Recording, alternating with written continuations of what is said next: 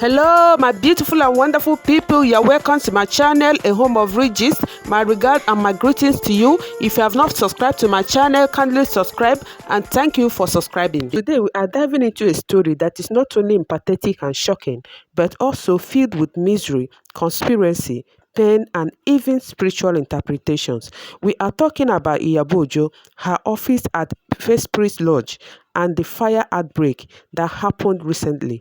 And yes, it's not just about the fire. There's also a threat letter, some disturbing TikTok videos, and even allegations linking the incident to the Mohbad case.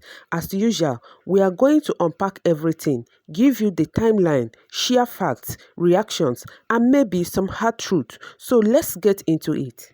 Iyabo Ojo's office, the one behind her Fespris brand, recently caught fire. It was a shocking turn of events. The building suffered damage, but thank God no life was lost. A devastating incident, no doubt, but in the middle of that flame and confusion, there was something surprisingly positive. The Lagos State Fire Service came through swiftly, unlike the usual stories we hear, where they arrive hours later or sometimes without water. This time, they showed up fast and acted professionally. Iyabo herself came online to thank them personally for their quick response. Ojo wrote, and I read, "This just happened today, around 7 p.m. My office building caught fire. Thank you to the Nigerian Fire Service and my staff for salvaging what was left. Thankfully, no life were lost. The devil tested us today, but God said no. With God on my side, we will bounce back bigger and better." Now, here's where things take a darker twist. Shortly after the fire, Priscilla Ojo, Iyabo's daughter, posted a letter that was allegedly sent to Iyabo's office on May 24th. The letter was threatening, and the unknown sender wrote, and I read, "You put someone in trouble and you out enjoying giving out your daughter in marriage, Abi? Oh ma, Leo, you can't escape in the next 3 months. As we are out monitoring you, watch out. We shall render that your daughter marriage useless and rubbish it with scatter that your daughter will not enjoy her marriage. Shebi, you are all there on that wedding day. Watch and see. Aggrieved group." This letter was received while Iyabo was traveling to Tanzania for the final leg of Priscilla's marriage celebration. That timing is suspicious, don't you think? Who sent this letter? What exactly were they referring to? And is there a connection between that threat and the fire that eventually broke out? That's what the streets are asking. Now, to something that is quite disturbing, a TikTok video surfaced showing some angry boys holding up Iyabo's photo and raining curses, saying it no go better for Iyabo Ojo.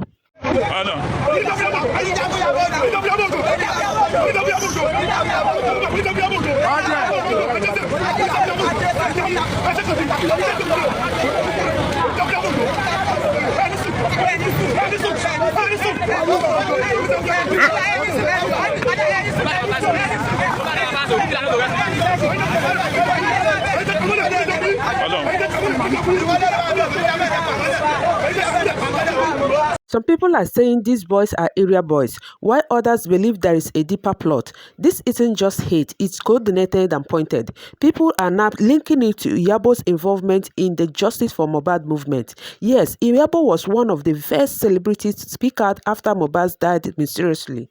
Iyabo Ojo liaised with the police to ensure justice. She, reached out to the potential victims of bully in Mohbad's circle. She also showed up for the candlelight vigil, made noises on social media, and even got threats for supporting justice. Now, the new narrative is Iyabo is allegedly supporting a suspect in the case. No names mentioned, but the insinuation is loud. Could this be part of the why her name is suddenly under fire, literally and figuratively? The moment I got up and I saw this video, my first thought is Mo is working in that place. His Mohbad spirit is around that place. It's a strong sign. And you have to do something about it. Nothing personal. Iyabo Ojo, you have to deal with this case. You were one of those people that even bought casket for this guy to be put down. So it is not too late. Do something about this. Very dark man has played his part as a human being. He has done a lot. The people that will help for justice to be given to this guy so that he can rest. Maybe you are in position to pioneer that. Maybe. That's why you're having this side. Do something about this. Don't take it ordinary. I don't take my message for joke. This man said that Iyabo Ojo is Wumi's godmother and she could have stumbled on the truth in her quest for justice for Mohbad. and could not press further because of the relationship. He said a lot. It's not what I can play here because of the guideline. When the sad news of Mohbad's death hit the internet, a lot of people were shocked, but not everyone spoke out. Iyabo Ojo, she didn't just speak, she roared. She used her platform to demand justice. She went to protest. She was present at the candlelight procession. She posted updates. She lent her voice when it mattered the most. Let's be honest, many celebrities stayed silent or only spoke because it was trending. But Iyabo stood firm, even when it became uncomfortable. She got threats, insults, but she still pressed on. I don't know about her relationship with Wunmi, as they are claiming though, but she didn't need to say a word. But she did, because some people are wired that way. When they see injustice, they fight, and Iyabo is one of them. But here is where it gets interesting. The moment she started getting global recognition for her voice, boom, the backlash started. Suddenly, some people began accusing her of supporting suspects in Mohbad's case. Others even started calling her an opportunist, saying she was chasing clout. But let's be real, this is a woman who already had fame, already had influence. She doesn't need Mohbad's story to trend. And then the bigger issue, envy. Yes, envy I mean, because while others are still fighting for 10 seconds of clout, Iyabo is building empires. Her loud, her brand, her daughter's luxury wedding in Tanzania, the fact that she's still relevant after decades in the industry, all these things make her a target. The hate didn't start with Mohbad. It started when she refused to shrink herself to please anybody. It started when she began leveling up. When a woman is bold, wealthy, and unbothered, trust people, they'll start throwing shade. But now it's gone beyond shade. We are seeing threat letters, curses on TikTok, and people linking her name to evil just because she shines too bright. However, controversial journalist Kemi Olunloyo has something to say. She posted that fire is symbolic in the Bible. According to her, a fire that does not consume life is not a bad fire. She praised God for sparing Iyabo Ojo and her staff. Let's listen to her. Horrible, horrible fire that really got to Iyabo Ojo's office in Lagos. It was pretty much a big fire, and there was a lot of smoke damage. And smoke damage is horrible. You literally have to rebuild the inside of the building. Okay, but what I want to say right now is that fire, okay, is one of the most powerful and vivid symbols throughout the Bible. Okay, if you're looking at Exodus 3:2, when God showed himself in that burning bush, fire that doesn't consume could be good fire. The fires that consume, okay, the bad ones, like that one in Sodom and Gomorrah in Genesis, okay, or the fires that come when you're sacrificing something to God in Leviticus, at the end of the day, it's not just the fire. Smoke, Iyabo, everything you're building your life with, Iyabo, Ojo, there's a lot of spiritual things happening today. A lot of really weird things happening today that I don't understand, but please pray. Me, I'm spiritual, okay? Remember what I said, Iyabo. Everything. She also cautioned bloggers and TikTokers to stop linking every misfortune to Mohbad's death. She said people need to have empathy, and that while building can be rebuilt, people cannot be replaced. Interesting perspective, right? While some people are attacking Iyabo Ojo openly and secretly, wishing her bad and laying curses on her, some other persons are praying for her fervently and wishing her and her family well. Queen Mother ni waje. Queen Mother of the Most High lèmi jẹ́. Ọ̀rọ̀ bóyá mi ò mọ̀ pé wọ́n ló gbọ́mọ mẹ́ta lọ́wọ́ mi. Mo mọ̀. Ṣùgbọ́n èmi náà mo tún support ẹ.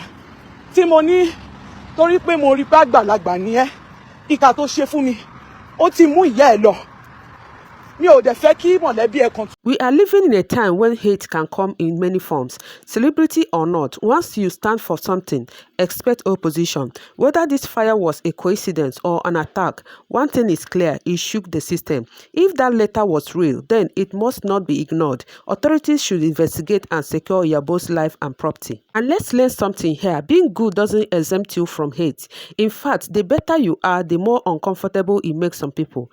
Iyabo fought for Mohbad when it mattered. Whether or not you like her, that's a fact. And whether it's the fire incident, the threat, or the TikTok curses, one thing is clear, the woman is stepping on toes just by existing loudly. So if you are out there grinding, speaking up, doing good, and you are getting hate, take it as a sign you are doing something right. And to the haters, maybe instead of throwing curses and shade, face your front. Iyabo no send you now. So my people, thank you so much for hanging out with me. And as we come to the end of this video, kindly subscribe to my channel, like, share, and leave your comments in the comment section. I will see you in my next video. But before then, don't forget to stay safe, remain kind, and mind your mental health. Bye and remain blessed.